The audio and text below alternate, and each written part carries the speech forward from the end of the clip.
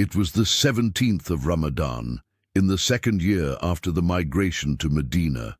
The sun blazed down on the sands of the Arabian Peninsula, where two armies prepared to face one another in the valley of Badr.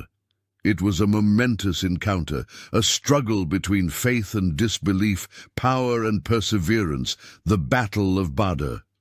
For months, tensions had simmered between the community of Medina and the Quraysh of Mecca. The Muslims, having left their homes behind to escape oppression, had built a new life in Medina, a city that had opened its doors to them when others had shut them out. But safety was not guaranteed. The Quraysh viewed their growing strength as a threat and sought every opportunity to crush them. And now that simmering conflict was about to explode into battle. Despite their control of the terrain, the Muslims faced a daunting reality. The Quraysh army numbered nearly 1,000 men, while their own force was just over 300. Their ranks included farmers, tradesmen, and young men who had never seen battle. They carried simple weapons, spears, swords, bows, many of them borrowed or made from scraps. They had no cavalry to speak of, and their armor was sparse. On paper, their chances of survival seemed slim, yet their hearts burned with conviction. Among the Quraysh, confidence reigned supreme. They were veterans of war, seasoned fighters who believed their numbers and strength guaranteed victory. Their ranks included some of the fiercest warriors in Arabia, men like Utbah ibn Rabi'ah, Shaybah ibn Rabi'ah, and Walid ibn Utbah, all eager to crush the opposing side. To them, this was not simply a battle. This was their chance to extinguish the flame of Medina's growing influence. At the break of dawn, the valley was eerily quiet. The sand stretched out like a canvas, waiting for history to be painted upon it. Both sides braced for what was to come. The Muslims prayed for victory, knowing their cause was just. They weren't fighting for wealth or land. They were fighting to defend their right to live and believe freely. It began with news of a caravan, an enormous trade caravan belonging to the Quraysh, laden with riches and supplies. Led by Abu Sufyan, a prominent figure among the Quraysh, the caravan represented not only wealth, but also power. It was destined for Mecca, but as it made its way across the land, Medina's fledgling community saw an opportunity to disrupt the economic lifeline of their oppressors. A small contingent of Muslims set out, not looking for war, but intending to intercept the caravan. They were outnumbered and under-equipped, but when Abu Sufyan got wind of their plans, he acted swiftly, changing his route and sending word to Mecca for reinforcements. The Quraysh answered his call, assembling a formidable army of warriors equipped with superior weapons and armor. If the caravan was at stake, they would defend it at all costs. And so two forces converged on Badr, a valley near the coast of the Red Sea, known for its wells of fresh water. For the Muslims, this location offered a strategic advantage. They arrived first and quickly took control of the wells, cutting off a vital resource from the enemy. Far from home and surrounded by arid land, the Quraysh would have to fight thirsty and tired. Despite their control of the terrain, the Muslims faced a daunting reality. The Quraysh army numbered nearly 1,000 men, while their own force was just over 300. Their ranks included farmers, tradesmen, and young men who had never seen battle. They carried simple weapons, spears, swords, bows, many of them borrowed or made from scraps. They had no cavalry to speak of, and their armor was sparse. On paper, their chances of survival seemed slim.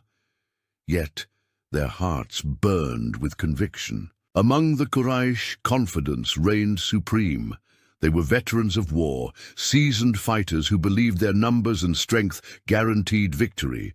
Their ranks included some of the fiercest warriors in Arabia, men like Utbah ibn Rabi'ah, Shaybah ibn Rabi'ah, and Walid ibn Utbah, all eager to crush the opposing side.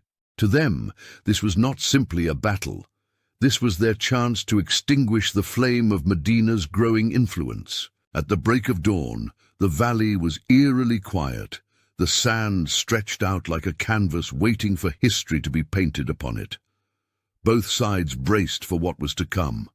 The Muslims prayed for victory, knowing their cause was just. They weren't fighting for wealth or land. They were fighting to defend their right to live and believe freely. Their hearts burned with conviction, understanding that their struggle was about more than survival. It was about defending their faith and their freedom.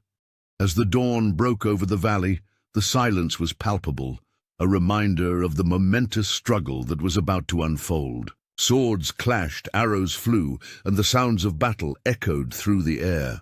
The opening moments saw duels between champions, a tradition meant to test the mettle of each force. Utbah, Shayba, and Walid stepped forward, their gleaming armor intimidating the Muslim line.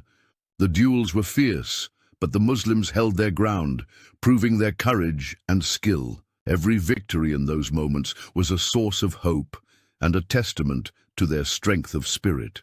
As the fighting intensified, the balance began to shift.